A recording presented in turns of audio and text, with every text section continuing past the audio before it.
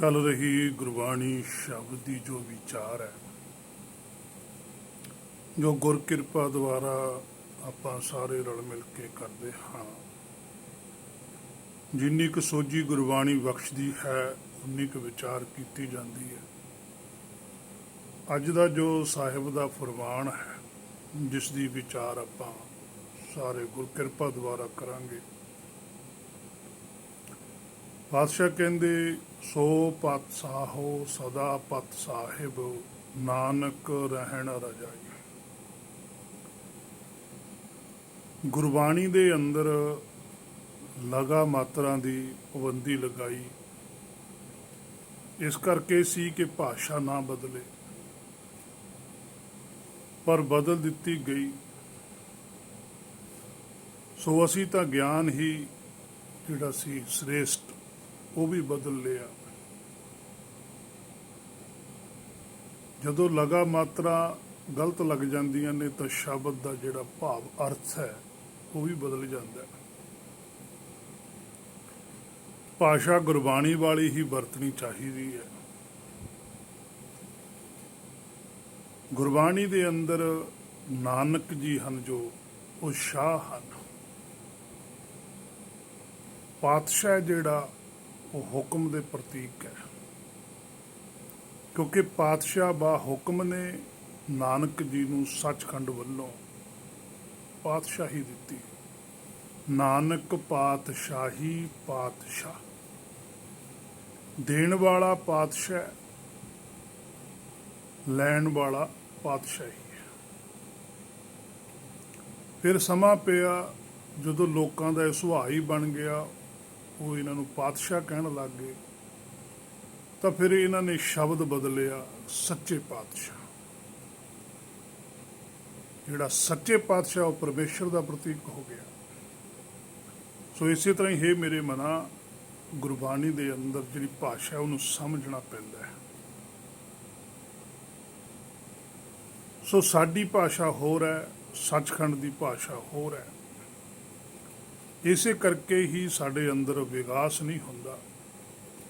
ਇਹ ਤਾਂ ਉਹੀ ਗੱਲ ਹੈ ਕਿ ਦਵਾਈ ਗਲਤ ਖਾਣ ਨਾਲ ਬਿਮਾਰੀ ਠੀਕ ਨਹੀਂ ਹੋ ਸਕਦੀ, ਭਾਵੇਂ ਸਾਰੀ ਜ਼ਿੰਦਗੀ ਦਵਾਈ ਖਾਈ ਚੱਲੀਏ। ਸੋ ਉਹੀ ਹਾਲ ਹੈ ਮੇਰੇ ਮਨਾ ਤੇਰਾ, ਕਿ ਤੇਰੀ ਭਾਸ਼ਾ ਗੁਰਬਾਣੀ ਨਾਲ ਮੇਲ ਨਹੀਂ ਖਾਂਦੀ। ਜਿਹੜੇ ਸ਼ਬਦ ਪਰਮੇਸ਼ਰ ਜੀ ਨਾਲ ਲੱਗਣੇ ਹਨ, ਉਹ ਤੂੰ ਉਹਨਾਂ ਨਾਲ ਜੋੜੀ ਜਾ ਰਹੇ ਜਿਨ੍ਹਾਂ ਨੇ ਮਨਾ ਕੀਤਾ ਹੋਇਆ। ਜਿਹੜੇ ਸ਼ਬਦ ਭਗਤਾਂ ਨਾਲ ਲੱਗਣੇ ਨੇ ਉਹ ਪਰਮੇਸ਼ਰ ਨਾਲ ਲਾ ਰਹੇ, ਜਿਹੜੇ ਪਰਮੇਸ਼ਰ ਨਾਲ ਲੱਗਣੇ ਨੇ ਉਹ ਭਗਤਾਂ ਨਾਲ। ਇਹ ਸਾਰਾ ਕੁਝ ਉਲਟ ਫੁਲਟ ਕਰੀ ਜਾ ਰਿਹਾ। ਇਸੇ ਕਰਕੇ ਮਨਾ ਤੋਂ ਮੂਰਖ ਹੈ।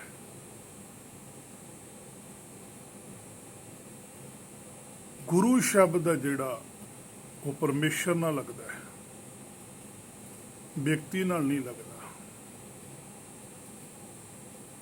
ਵਿਅਕਤੀ ਨਾਲ ਸ਼ਬਦ ਲੱਗਦਾ ਗੁਰ,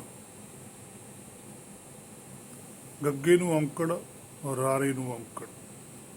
ਇਹ ਉਹ ਵਿਅਕਤੀ ਨਾਲ ਲੱਗਦਾ ਜਿਹਨੇ ਗੁਰੂ ਨਾਲ ਇੱਕਮਿਕ ਸੁਰ ਕੀਤੀ ਹੋਈ ਹੈ। ਜਿਹਦੀ ਗੁਰੂ ਦੇ ਨਾਲ ਸੁਰ ਨਹੀਂ ਹੋਈ ਉਹ ਗੱਗੇ ਨੂੰ ਔਂਕੜ, ਰਾਰਾ ਹੈ। ਉਹਨੂੰ ਹਜੇ ਗਿਆਨ ਦੀ ਲੋੜ ਹੈ। ਜਿਹਦੇ ਰਾਰੇ ਨੂੰ ਔਂਕੜ ਲੱਗ ਗਈ ਉਹਦੇ ਕੋਲ ਗਿਆਨ ਹੈ। ਜਿਹਦੇ ਰਾਰੇ ਨੂੰ ਦਲੈਂਕੜਾਂ ਲੱਗੀਆਂ ਨੇ ਉਹਦੇ ਤੋਂ ਗਿਆਨ ਆ ਰਿਹਾ। ਗੁਰੂ ਤੋਂ ਸਾਰਾ ਸੁਗਿਆਨ ਆ ਰਿਹਾ। ਲੈਣ ਵਾਲਾ ਗੁਰ ਹੈ। ਗੁਰ ਜਦੋਂ ਉਸ ਸੁਗਿਆਨ ਨੂੰ ਲੈ ਲੈਂਦਾ, ਉਹਦੀ ਗੁਰੂ ਤੇ ਗੁਰ ਦੀ ਇੱਕ ਸਾਂਝ ਪੈ ਜਾਂਦੀ ਹੈ।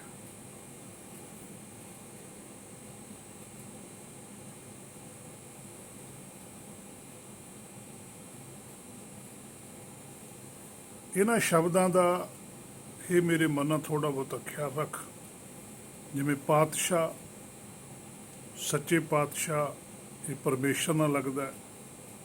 ਪਾਤਸ਼ਾਹੀ, ਗੁਰ, ਭਗਤ, ਗੁਰਬਾਣੀ ਲਿਖਣ ਵਾਲੇ ਜਾਂ ਗੁਰਬਾਣੀ ਦੀ ਪੂਰੀ ਸੋਝੀ ਰੱਖਣ ਵਾਲਿਆਂ ਨਾਲ ਲੱਗਦਾ। ਸੋ ਇਸੇ ਤਰ੍ਹਾਂ ਵਿਚਾਰ ਕੇ ਚੱਲ। ਪਾਤਸ਼ਾਹ ਉਹ ਹੈ ਜਿਸ ਦੀ ਰਜਾ ਦੇ ਵਿੱਚ ਗੁਰੂ ਨਾਨਕ ਸਾਹਿਬ ਜੀ ਸਨ। ਗੁਰੂ ਨਾਨਕ ਜੀ ਨੇ ਤਾਂ ਆਪ ਕਹਿੰਦੇ ਹਨ ਕਿ ਮੈਂ ਨਹੀਂ, ਸੋ ਪਾਤਸ਼ਾਹ ਸਦਾ ਪਤ ਸਾਹਿਬ ਉਹ ਹੈ, ਉਹ ਤਾਂ ਸਦਾ ਹੀ ਰਹਿੰਦਾ ਹੈ। ਅਸੀਂ ਤਾਂ ਦਾਸ ਸੇਵਕ ਹਾਂ, ਜੋ ਗਿਆਨ ਦੇ ਰਿਹਾ ਉਹ ਅੱਗੇ ਅਸੀਂ ਵੰਡ ਰਹੇ ਹਾਂ। ਗਿਆਨ ਬਾਬ ਨਾਮ ਉਹੀ ਦੇ ਰਿਹਾ ਹੈ, ਬਸ ਉਸ ਦੀ ਰਜ਼ਾ ਵਿੱਚ ਰਹਿਣਾ ਹੀ ਠੀਕ ਹੈ। ਉਸ ਵਿੱਚ ਰਹਿਣ ਭਾਵ ਰੱਖਿਆ ਹੈ ਮਾਇਆ ਤੋਂ। ਹੇ ਮੇਰੇ ਮਨਾ, ਗੁਰਬਾਣੀ ਤੋਂ ਸਮਝ ਸਮਝ ਕੇ ਚੱਲ, ਮਾਰਗ ਬੜਾ ਬਰੀਕ ਹੈ। ਜੇ ਝੁਕਿਆ ਰਹੇਗਾ ਗੁਰਬਾਣੀ ਦੇ ਅੱਗੇ ਤਾਂ ਸੋਝੀ ਆਈ ਜਾਵੇਗੀ, ਨਹੀਂ ਤਾਂ ਫਿਰ ਹੰਕਾਰ ਵਧੀ ਜਾਵੇਗਾ। ਸੋ ਪਤ ਸਾਹਿਬ, ਕਿਉਂਕਿ ਉਸ ਵੇਲੇ ਵੱਡੇ ਵੱਡੇ ਜਿਹੜੇ ਰਾਜੇ ਸੀ ਉਹ ਵੀ ਆਪਣੇ ਆਪ ਨੂੰ ਪਾਤਸ਼ਾਹ ਕਹਾਉਣ ਲੱਗ ਗਏ ਸੀ। ਪਰਮੇਸ਼ਰ ਦੇ ਬਰਾਬਰ ਤੁਲਨਾ ਦਿੰਦੇ ਸੀ ਆਪਣੇ ਆਪ ਨੂੰ। ਸੋ ਪਾਤਸ਼ਾਹ ਨੇ ਫਿਰ ਆ ਕੇ ਗੁਰਬਾਣੀ ਦੇ ਅੰਦਰ ਗੁਰੂ ਨਾਨਕ ਸਾਹਿਬ ਨੇ ਉਹਨਾਂ ਨੂੰ ਆਖਿਆ ਵੀ ਤੁਸੀਂ ਪਾਤਸ਼ਾਹ ਨਹੀਂ, ਤੁਸੀਂ ਕਿਸੇ ਦੀ ਪੱਤ ਨਹੀਂ ਢੱਕ ਸਕਦੇ, ਪੱਤ ਪਰਮੇਸ਼ਰ ਹੀ ਢੱਕਦਾ ਹੈ। ਇਸੇ ਕਰਕੇ ਉਹ ਪਾਤਸ਼ਾਹ ਹੈ। ਹਰ ਸਦਾ ਪਤ ਸਾਹਿਬ, ਉਹ ਸਦਾ ਹੀ ਪਤ ਢੱਕ ਕੇ ਰੱਖਦਾ ਹੈ। ਔਗਣ ਕੋ ਨਾ ਚਿਤਾਰਦਾ, ਗੱਲ ਸੇਤੀ ਲਾਇਕ। ਉਹ ਔਗਣ ਨਹੀਂ ਚਿਤਾਰਦਾ, ਉਹ ਸਾਡੀ ਗਲਤੀ ਨੂੰ ਚਿਤਾਰਦਾ ਨਹੀਂ, ਸਾਨੂੰ ਸਮਝਾਉਂਦਾ ਹੈ। ਸਮਝਾਉਂਦਾ ਵੀ ਇੰਨੇ ਪ੍ਰੇਮ ਦੇ ਨਾਲ ਆ ਕਿ ਉਹ ਸਾਨੂੰ ਸਾਡੀ ਗਲਤੀ ਲੱਗਦੀ ਨਹੀਂ। ਸਾਡਾ ਫਰਜ਼ ਬਣ ਜਾਂਦਾ ਵੀ ਵਾਕਈ ਸਾਨੂੰ ਇਸ ਹੁਕਮ ਅਨੁਸਾਰ ਚੱਲਣਾ ਚਾਹੀਦਾ। ਨਾਨਕ ਰਹਿਣ ਰਜਾਈ, ਨਾਨਕ ਜੀ ਕਹਿੰਦੇ ਵੀ ਅਸੀਂ ਤਾਂ ਉਹਦੀ ਰਜਾ ਦੇ ਵਿੱਚ ਹਾਂ।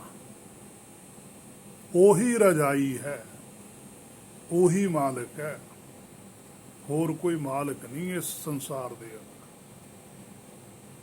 ਜੇ ਤੁਸੀਂ ਉਸ ਦੀ ਸ਼ਰਨ ਵਿੱਚ ਰਹੋਗੇ, ਉਹਦੀ ਰਜਾ ਵਿੱਚ ਰਹੋਗੇ ਤਾਂ ਸੁਖੀ ਹੋ, ਨਹੀਂ ਤਾਂ ਫਿਰ ਨਾਨਕ ਦੁਖੀਆ ਸਭ ਸੰਸਾਰ। ਪਾਤਸ਼ਾਹ ਕਹਿੰਦੇ ਫਿਰ ਤਾਂ ਦੁਖੀ ਹੋਈ ਹੈ। ਉਸ ਤੋਂ ਅਗਲਾ ਜਿਹੜਾ ਵਚਨ ਹੈ ਸਾਹਿਬ ਦਾ, ਮੁੰਦਰਾ ਸੰਤੋਖ ਸਰਮਪਤ ਝੋਲੀ, ਧਿਆਨ ਕੀ ਕਰਹਿ ਬਿਭੂਤ। ਹੁਣ ਜੋਗੀਆਂ ਦੀ ਗੱਲ ਕਰਦੇ ਆ, ਪਹਿਲਾਂ ਪੰਡਤ ਦੀ ਕੀਤੀ ਸੀ ਕਿ ਜਿਹੜਾ ਪੰਡਤ ਹੈ ਉਹ ਧਾਰਮਿਕ ਨਹੀਂ ਹੁੰਦਾ, ਉਹ ਸਮਾਜਿਕ ਹੀ ਜਿੰਨੀਆਂ ਰੀਤਾਂ ਨੇ, ਜੋ ਮਰਜ਼ਾਦਾਵਾਂ ਨੇ, ਕਿਰਿਆਵਾਂ ਨੇ, ਉਹਨਾਂ ਨਾਲ ਜੁੜਿਆ ਰਹਿੰਦਾ ਹੈ। ਜਿਵੇਂ ਅੱਜ ਸਾਡੇ ਸਿੱਖ ਮੱਤ ਦੇ ਅੰਦਰ ਪਾਠੀ ਨੇ, ਸੰਤ ਨੇ, ਜੋਗੀ ਨੂੰ ਕੁਝ ਹੱਦ ਤੱਕ ਠੀਕ ਮੰਨਿਆ ਗੁਰਬਾਣੀ ਨੇ, ਭਾਵੇਂ ਪੂਰੀ ਸੋਝੀ ਨਹੀਂ ਸੀ, ਪਰ ਸੰਸਾਰ ਵੱਲੋਂ ਤਿਆਗੀ ਨੇ, ਸੰਸਾਰੀ ਸੁੱਖਾਂ ਤੋਂ ਤਾਂ ਪਰੇ ਨੇ, ਪਰ ਪੰਡਤ ਤਾਂ ਮਾਇਆ ਵਿੱਚ ਫਸਿਆ ਹੋਇਆ। ਸੋ ਜੋਗੀ ਨੂੰ ਵੀ ਗੁਰੂ ਨਾਨਕ ਸਾਹਿਬ ਨੇ ਆਖਿਆ ਕਿ ਮੁੰਦਰਾ ਮਨ ਦੀ ਬਣਾਉਣੀ ਸੀ, ਸੰਤੋਖ ਦੀ, ਆਤਮਾ ਪ੍ਰਾਤਮਾ ਇੱਕ ਕਰਨੀ ਸੀ। ਤੂੰ ਸਰੀਰ ਨੂੰ ਇੱਕ ਪੱਥਰ ਵਾਂਗੂ ਟਿਕਾ ਲਿਆ। ਭਾਵ ਜੋਗੀ ਚੌਂਕੜੀ ਮਾਰ ਕੇ ਸਿੱਧਾ ਹੋ ਕੇ ਬੈਠਦੇ ਨੇ, ਰੀੜ੍ਹ ਦੀ ਹੱਡੀ ਨੂੰ ਸਿੱਧੀ ਰੱਖਦੇ ਆ, ਉਹ ਇਸ ਨੂੰ ਮੁਦਰਾ ਆਖਦੇ ਹਨ। ਗੁਰਮਤਿ ਵਿੱਚ ਮਨ ਨੂੰ ਟਿਕਾਉਣਾ ਮੁੰਦਰਾ। ਬਸ ਇਹੀ ਫਰਕ ਹੈ ਜੋਗੀ ਵਿੱਚ ਤੇ ਗੁਰਮੁਖ ਵਿੱਚ। ਸਰੀਰ ਕਰਕੇ ਗੁਰਬਾਣੀ